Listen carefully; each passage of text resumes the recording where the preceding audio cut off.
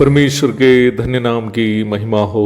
प्रभात मनन के सत्र 1429 में आप सभी का बहुत ही प्रेम के साथ स्वागत करता हूं। आइए आज का मनन के लिए हम पढ़ते हैं दूसरा तिमुथियुस अध्याय 1 पद 2।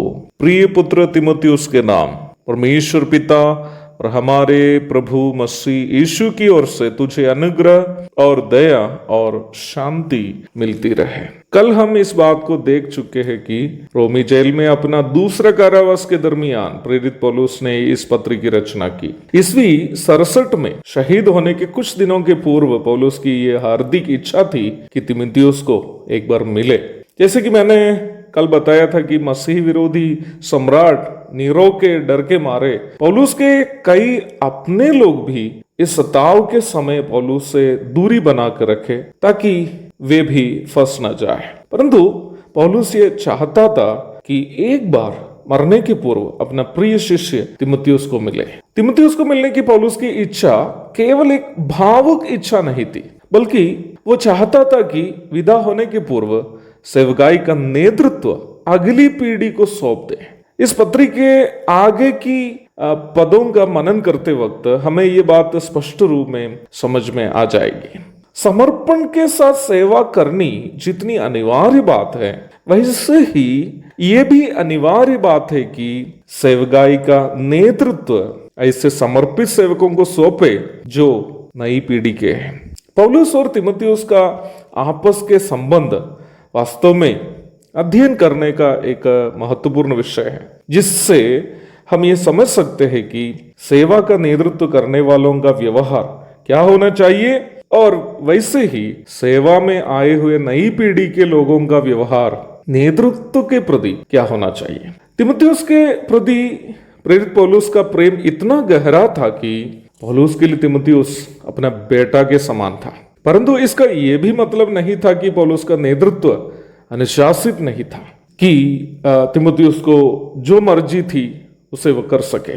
Although Paul loved Timothy very much, it doesn't mean that he was not strict. Paul was very strict in affairs regarding the ministry. सेवकाई एवं आत्मिक जीवन से संबंधित मामलों में पौलुस बहुत ही कड़ा आदमी था। आप मरकुस की घटना जानते होंगे जो प्रेरितों के काम में अंकित है। सेवकाई में लापरवाही करने के कारण मरकुस को दोबारा सेवा में लेने से पौलुस ने इनकार किया था। सेवकाई और आत्मिक जीवन से संबंधित बातों में पौलुस बहुत ही कड़ा आदमी था। विभिन्न मसलों पर तिमुथियुस को स्पष्टता के साथ दी गई आज्ञाओं को ही देखे तो ये बात समझने में परेशानी नहीं होगी कि तिमुथियुस के साथ भी सेवकाई और आत्मिक जीवन संबंधित बातों में पौलुस बहुत कड़ा था, स्ट्रिक्ट था। वैसे ही तिमुथियुस के विषय में देखे तो वो भी पौलुस का एक समर्पित शिष्य था। मूसा का प्रिय शिष्य यहोशू के बारे में हम निर्गमन की पुस्तक में पढ़ते हैं कि वह मूसा के तंबू में से ना निकलता था। निर्गमन 33:11। मूसा की छाया के समान यहोशू उनके संग संग रहता था और मूसा की आज्ञा का पालन करता था।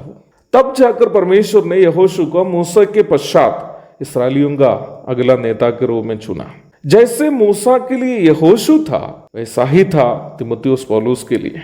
प्रेरित पौलुस के आदेशों को मानने के लिए सदा तैयार रहने वाला आज्ञाकारी शिष्य था तिमुथियुस। यही वजह है कि तिमुथियुस पौलुस की सेवकाई को जारी रखने वाला उनका प्रिय एवं आदर्श शिष्य बन गया। वर्तमान काल में सेवकाई कई हद तक राजनीति के समान हो गया। हर एक चेला मौका का तलाश में है कि कैसे गुरु को पलटकर सिंहासन छीन ले।